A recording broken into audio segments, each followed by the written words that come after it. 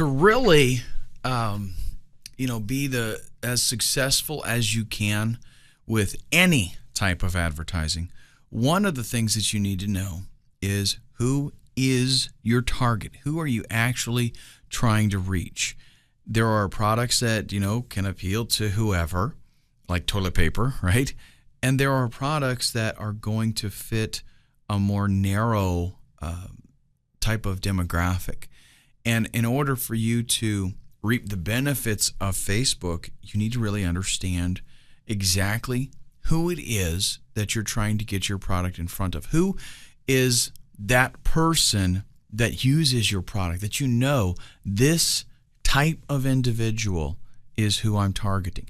And it's best, really, if you can do it in such a way that you have in your mind one individual.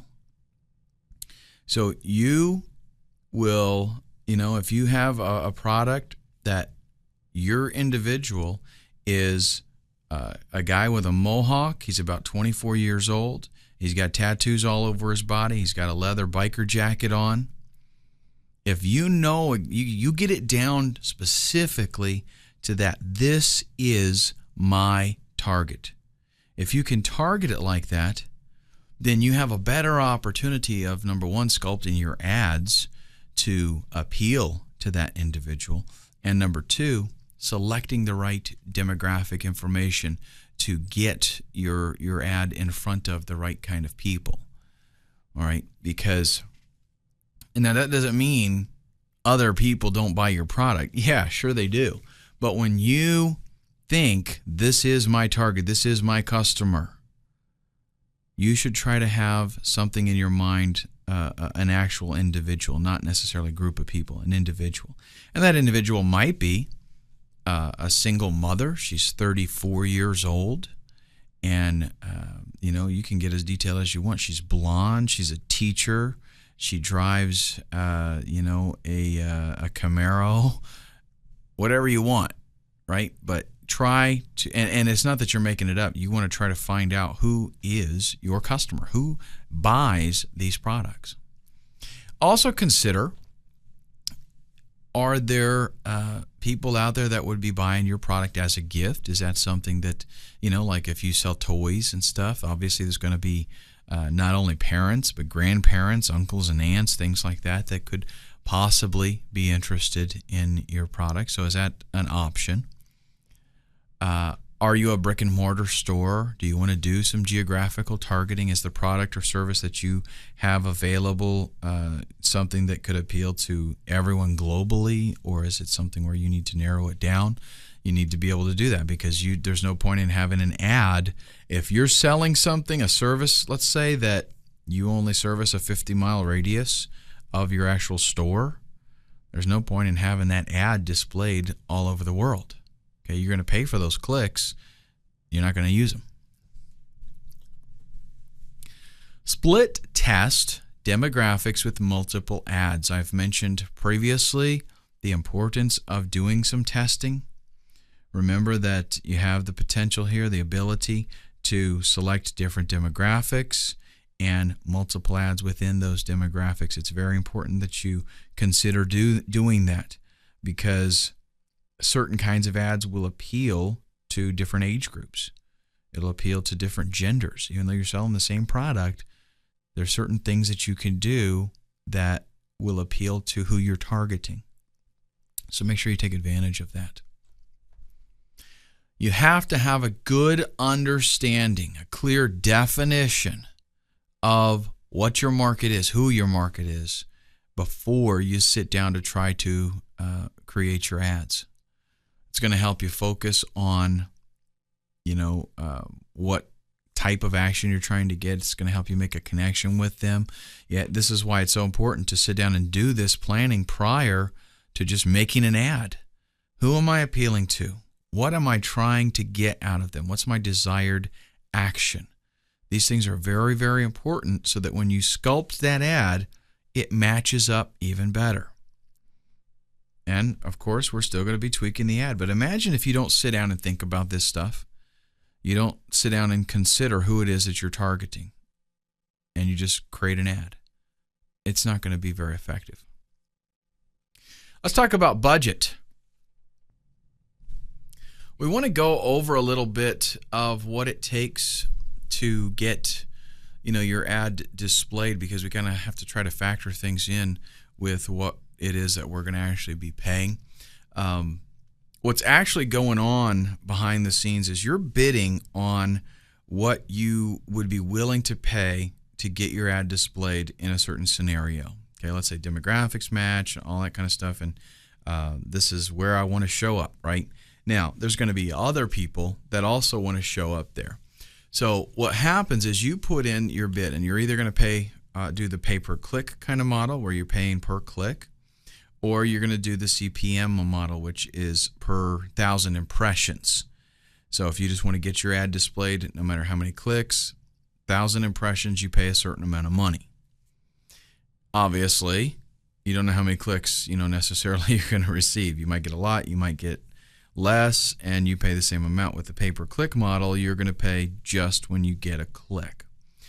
So what happens is when a viewer comes to a page to load it, Facebook goes out and it sees who all wants to advertise on that page.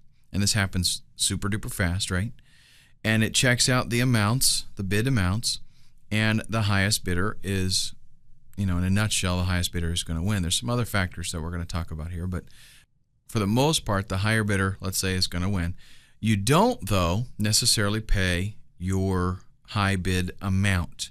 Let's say you bid 30 cents on something. Somebody else bid 20 cents on something. You're going to pay less than 30 cents because it's going to just bump you up to whatever it takes to beat out the other guy that was bidding 20 cents. Okay, so it doesn't automatically bump you up to your 30 cents. It just does whatever it needs to do to win. Okay. Well, one of the factors that it's going to take into account, though, in addition to that, is past performance. Because it's not just about money. The more successful an ad is, the more likely it's going to be that that ad is going to win other bids for placement there. Okay, that doesn't mean that a new ad is going to not win. Okay, but it's not going to necessarily show up as much. What's going to happen is Facebook is going to look at how often does this ad actually get a click. And Google does the same thing in this respect, because if, let's say you're bidding 30 cents and some other guy's bidding 20 cents, but every time your ad shows up, nobody clicks on it. And, maybe 3 or 4 or 5% of the time, they click on the other guy's ad that's doing 20 cents. Well, Facebook's going to say, okay, I can show this guy and never make any money, or I can show this guy and make that 20 cents pretty frequently. It's going to say, you know what, I want to go with where the money's at. And that's kind of the way that Google operates as well. So your past performance is factored in there. There also is a quality of the ad. That's going to be determined really by the users. The more people that like an ad, the more likely that ad is to win, in a bidding situation. So it's a good idea to create compelling ads and build up a good reputation so that people like the ad. They click that little like button right next to the ad. Your budget is something that you definitely need to keep in mind. But Facebook actually takes that into account as well. If you're, let's say your stated budget needs to be something that is well within your abilities. Okay, it needs to be something that you can afford. But you need to kind of factor out, this is how much money I'm going to spend on advertising this month, and set that dollar amount in your campaign. Are you going to possibly run multiple ads at the same time? Maybe you're going to hit different demographics and you want to have multiple campaigns going. If that's the case, you've got to divide up your budget for every one of those campaigns, right? If you say, I'm going to spend $200 this month on advertising, and you're going to run 4 different campaigns, that means $50 a piece. So you need to make sure that you have that entered in there correctly so that your campaign, it matches up. And let me give you a little bit of a technical tip here to help you maximize your revenue here. When you first start out with this, you don't know necessarily what ads are going to do well, right? So what you can do is you can lower your bid amounts so your ads aren't going to show up as much. But once you start to get some stats, you'll be able to tell, okay, yeah, this ad is outperforming these other ones. You might not be getting a whole lot of traffic because you're trying to be careful, right, with your money. Well, so all you do then is once you get some good stats there, you can say, okay, this is the ad that works better. Then go ahead and amp up your bid amounts and get your ad out there more. But now you know you're using a more effective ad. So that's a good thing that you would probably want to consider doing. Also, the campaign duration. How long are you going to be doing this? Okay.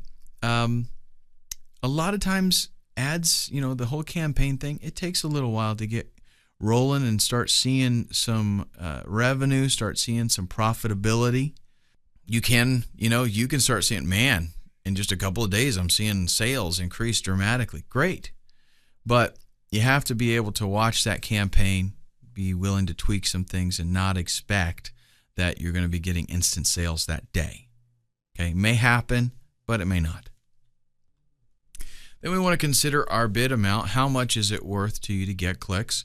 As a business owner, whatever you're promoting, you have to understand that there's going to be a point that something is profitable and that beyond that, it becomes unprofitable. Let me give you a little bit of a scenario here, a little example. Let's say you're an affiliate marketer and you're promoting this product. Let's just say it is 16 gigabyte thumb drives, okay?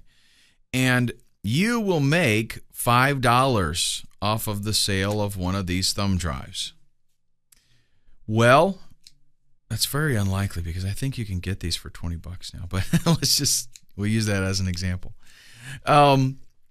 If you know that out of 100 people that come to your landing page, one person will buy that thumb drive, then you can say, it is worth to me to spend $5 to get 100 clicks.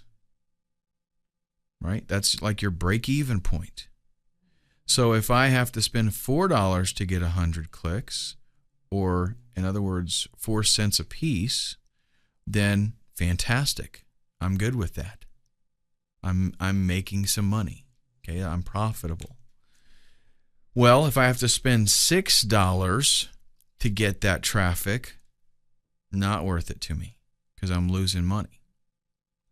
So there are some things you need to factor in. You have to try to, hopefully you can get some data to estimate at least how much traffic you need to make sales, and how, like, if you can tell out of 100 clicks I make $30, then you can run the math and you can decide what it is worth to you to bid on different scenarios to get that traffic. You have to figure that out. You have to calculate it. I can't tell you bid this amount. You have to figure out what it's worth to still be profitable to you. Now we have also bid ranges. Winning bids are selected based not only on the bid amount, but also the quality of the ad and how well that ad has performed in the past, right? Well, Facebook is going to give you suggested bid ranges to kind of help you win the auctions and get a placement in there. The thing is that a lot of times those ranges are going to be a little bit higher than what it would really take to get in there, okay? Maybe there's going to be a niche that you can get into that doesn't have a whole lot of competition, and you can bid low and still get plenty of placement and not be paying a bunch of money. If you find a niche that is very competitive on Facebook, they're going to give you recommendations, and you might have to go with those recommendations to get placement, and you might even have to bid higher in order to get placement and beat out others. So that's something that just happens. So it doesn't matter necessarily the bidding range that you select. You want to take the time to follow up and take a look at your results. What are you actually achieving? Did you set your bids too low and you need to bump them up? Are they way too high and you could still get placement by lowering them? You have to track that stuff. Take all of this stuff into consideration when you start to think about what you're going to be spending, what you're willing to spend on your advertising on Facebook. In the next video, we'll take a look at some rules and tips.